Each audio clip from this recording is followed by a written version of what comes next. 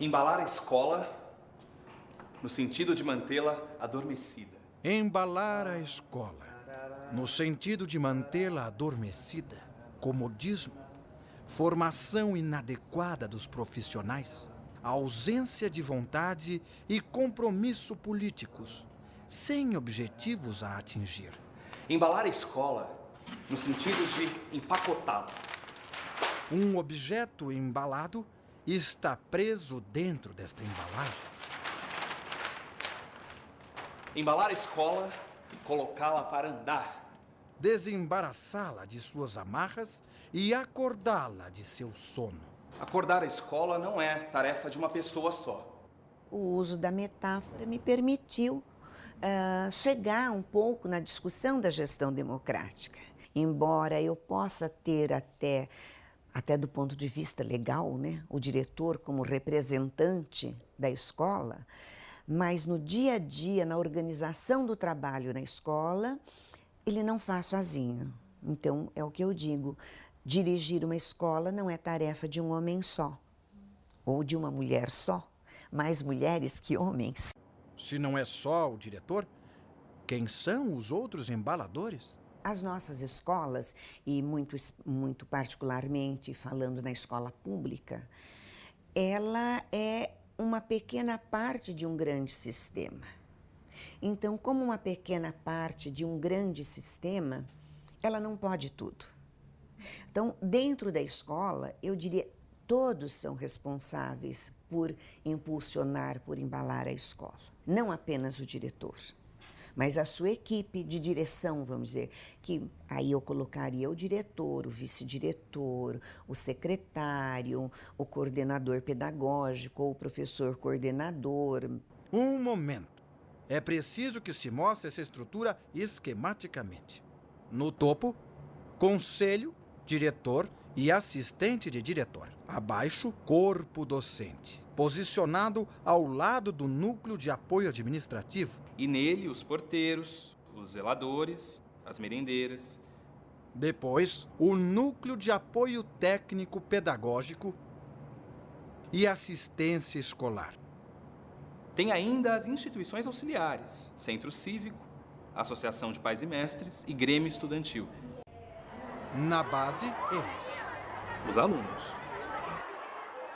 Ou eu tenho um coletivo bem organizado e funcionando adequadamente, com boas relações profissionais, relações interpessoais, o conhecimento do papel e da importância de cada um, né?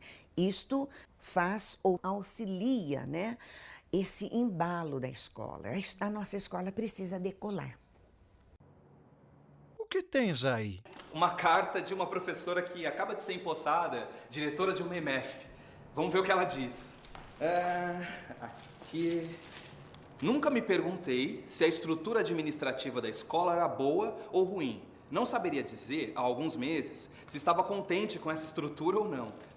Já hoje, penso, ou melhor, afirmo, que se as coisas funcionassem como estão previstas, estaria bom. E somente se assim for, é que conseguirei não perder de vista o ato pedagógico em si. O administrativo, a papelada, os horários, o vazamento do banheiro, tudo é deixado ao cargo do diretor. Por que essa estrutura que vocês mostraram não funciona como previsto? E eu, que achava que o diretor não fazia nada, até que assuma a direção. Essa diretora, como se chama? É Vanessa. Ela está em uma escola toda empacotadinha, não acha? Os próprios profissionais, né, como eu costumo dizer, os próprios habitantes da escola desconhecem inteiramente o seu papel. Então, não há uma percepção exata, né, das diferentes figuras que compõem esse universo escolar. A própria missão da escola, me parece que ela está confusa, né? Não há clareza. E isto eu acredito que precise ser resgatado. O nome da escola, a palavra... Rendo-me mais uma vez à necessidade de reforçar a missão da escola. Vamos à lei. Antes, porém, um comentário de seu gestor, Darcy Ribeiro. Esta lei procura libertar os educadores brasileiros para ousarem experimentar e inovar. A lei. Dos princípios e fins da educação nacional, artigo 3º, parágrafo 2º. Liberdade de aprender, ensinar, pesquisar e divulgar a cultura, o pensamento, a arte e o saber.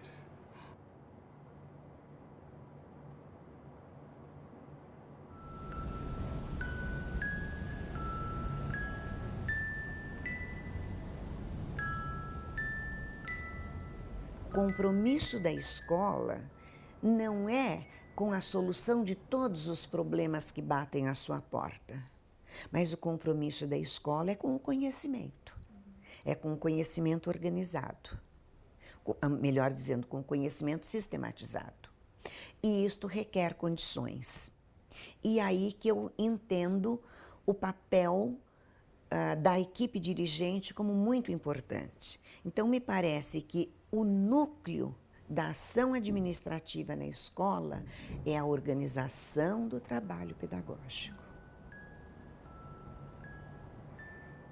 E o gestor e o projeto político-pedagógico, ele tem uma função, ele tem é primordial para essa construção coletiva, porque é uma construção coletiva.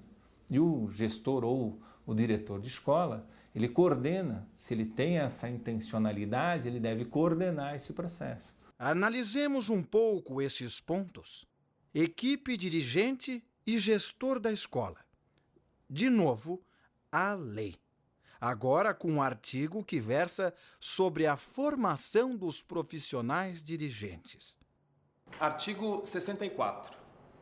A formação de profissionais de educação para a administração, o planejamento, a inspeção, a supervisão e orientação educacional para a educação básica será feita em cursos de graduação em pedagogia ou em nível de pós-graduação, a critério da instituição de ensino, garantida nesta formação a base comum nacional. Esse artigo aí deu o que falar. Professor Vitor Paro será o porta-voz da discussão. O principal problema com esse artigo 64 é a vinculação da formação desses profissionais na graduação ao curso de pedagogia.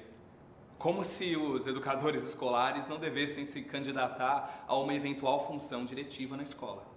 O que você tem que entender para ser um bom diretor é ser um bom educador. Porque um bom professor ele é sempre um candidato a ser um diretor ali adiante. Entendeu? Então veja os absurdos. Você não precisa pedir um diploma para Dilma de administradora. Você elege. Só pode dirigir uma escola quem seja professor, quem tenha passado pela sala de aula. Quer dizer, é preciso conhecer a coisa a ser administrada. Quer seja o coordenador, quer seja o orientador, quer seja o supervisor ou diretor, em condições ideais, a gente defende que ele tenha saído da sala de aula. Buscar conhecer a organização e, ao conhecer, fazer uma, digamos assim, né, intervir de forma democrática. Um gestor que respeita o movimento da escola e interfere nesse movimento de maneira democrática. Então você fala assim, poxa, mas interferir de forma democrática, sim. Né? Como que você compreende democracia? Democracia necessariamente é uma organização, um grupo de pessoas que definem de maneira coletiva para onde que vai a escola. Eles concordam que o administrador escolar deve pertencer ao corpo docente. Mas, mais uma vez, o professor Vitor Paro instaura a polêmica. O Vitor Paro tem uma proposta de não ser o diretor, de ser uma equipe, né? Inclusive, ele fez proposições, e alguns sistemas aderiram a essa ideia de uma equipe, que você não tem a figura de um, mas tem a figura da equipe. Em vez de ter um diretor, por que não 2 ou 3 coordenadores? Não precisa alguém mandar em alguém na escola. A melhor forma de você conseguir com que o aluno faça o que você quer não é mandando nele, é cativando. A melhor forma de ensinar é tornando o aluno como cúmplice. Você tem que aprender a fazer isso, senão você não ensina. Por isso que eu faço a sugestão, que se acabe com o diretor e que se instaure não é uma gestão coletiva, não. É uma direção coletiva. Que eu acho interessante, mas culturalmente, em termos da nossa cultura organizacional e do sistema, você tem, sem dúvida, a figura desse responsável maior, vamos falar assim. Professora Lourdes acha que não. Pensa que a figura do diretor precisa ser revitalizada. Ela escreve assim: Considero que um dos elementos fundamentais é a revitalização da figura do diretor como o dirigente escolar. Às vezes se pensa que a democratização da escola, a gestão democrática, ela passa pelo processo de eleição de diretor, ela passa por um processo de quase não se precisar diretor, porque eu tenho um processo de participação.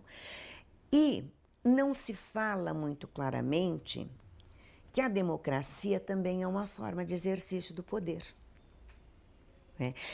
É uma forma de exercício do poder, evidente, completamente diferente de um poder centralizador, de um poder autoritário, de um autoritarismo. Então, a construção deste ambiente democrático requer muito mais do que eu ter aí o princípio constitucional de gestão democrática no ensino público, do princípio na Lei de Diretrizes e Bases de Gestão Democrática. É muito mais do que eu ter este princípio inserido nos documentos legais. É muito mais do que eu pensar que eu vou passar a ter eleição de diretores. É muito mais ainda do que eu pensar que eu vou ter um diretor indicado politicamente.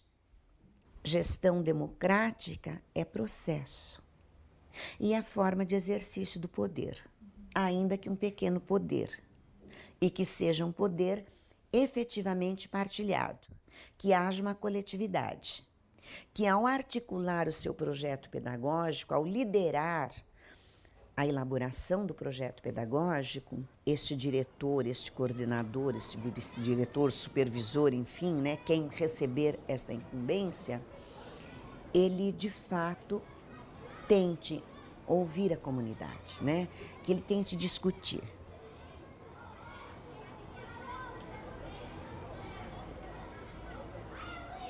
Quando essa discussão, esse processo de reflexão, ação-reflexão, ele começa a movimentar a escola, acho que o caminho é por aí, você vê transformações nas práticas, você vê transformações não só no discurso, você vê transformações no olhar do aluno, assim, no olhar do professor também. E talvez um pouco por aí também a gente começa a brincar com embalar. O que é que eu entendo por embalar? E aí nós teríamos que perguntar na escola, e o que é que nós entendemos por gestão democrática? Não dá para eu pretender que o meu diretor seja altamente democrático, que ele converse com todos, que ele discuta, etc. E na minha sala de aula, eu sou profundamente autoritário.